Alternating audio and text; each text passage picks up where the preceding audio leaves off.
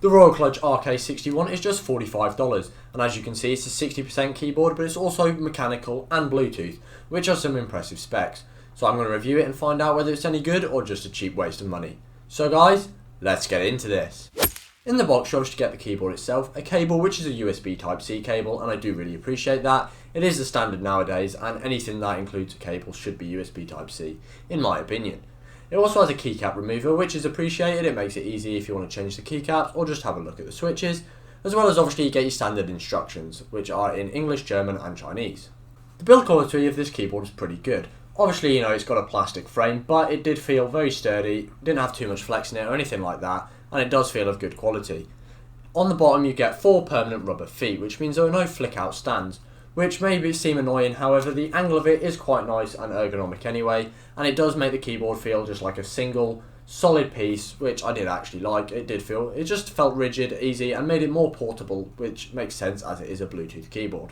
The keycaps are easy to read and have quite a nice feel to them. However, I do have my doubts about how long they'll last. That may be unfair because obviously they haven't broken on me yet. However, I can see that happening down the line. If they do, that's such an easy thing to replace though, so I wouldn't be too worried about that. And it would be unfair to say they will break. They do seem like a decent enough quality.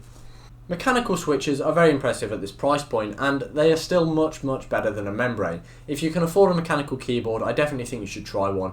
It is noticeably better. This keyboard I have here has brown switches, however it is available in red and blues. Obviously the switches aren't on par with something like a Cherry MX switch. The quality and feel isn't quite the same. However, it is still very good, and like I said, way better than a membrane in my opinion.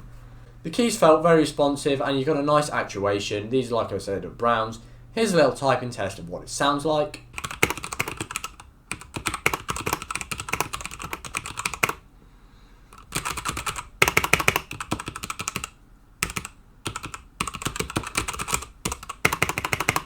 With it being a 60% keyboard, there isn't anything you wouldn't expect. However, it did take some getting used to, having to press the function key, then use the secondary key to get all the keys you are missing from a full-size keyboard.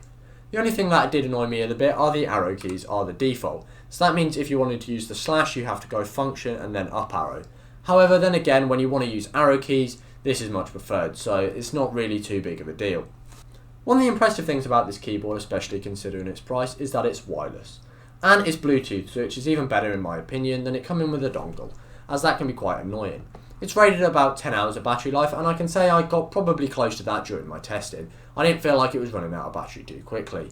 Obviously you can use it as a wired keyboard as well while it's charging. To switch between wireless and wired, you use the little switch on the bottom. For off is use it as wired, on is use it as a Bluetooth keyboard. It can be paired with up to 3 devices at once, and then you can easily switch between with function Q, W and E for 1, 2 and 3 respectively. I did really like this. It means if you've got a laptop and a desktop, you just have your keyboard and you can just switch between. It made it really convenient to use. One thing I did notice, if the device you're connecting to has a poor Bluetooth connection, then you may experience some connectivity issues. From what I can tell, this is no fault of the keyboard, it's just my cheap Bluetooth dongle in the back of my computer, as I didn't have this issue with my laptop for example. However, it is something to consider because I know a lot of people don't build their PC with a good Bluetooth card and they'll just get a cheap USB off eBay, a bit like I did. Lighting wise, there are RGB versions available, however mine is the single colour version. It's a kind of a goldy yellow colour and it does look a bit brown during the day, but the brightness isn't too bad and I did feel like it was very nice to use. You can change the brightness on the keyboard itself with the square bracket keys, obviously holding down the function key, and switch between a range of different lighting modes, which can look quite cool. Obviously you are limited to a single colour, but as long as it doesn't look too bad in your setup, and I feel it is quite a neutral colour, then it should look alright for you. Obviously you can tell it's not the most premium keyboard. It doesn't quite compare to something like a Corsair keyboard with a Cherry MX switch, but it definitely feels more than the $45 you pay for it. Like I said, it's a mechanical Bluetooth keyboard, which is quite undeniably impressive for the price. It felt nice to type on and game on, and overall was a great experience. So if you're just looking for a cheap mechanical keyboard and you're happy with 60%, and even if you want a wireless keyboard, you're just looking to get into that market, I definitely recommend it and I don't think you can really go wrong. Hopefully you found this video helpful. If you did, please leave a thumbs up and even consider subscribing to the channel.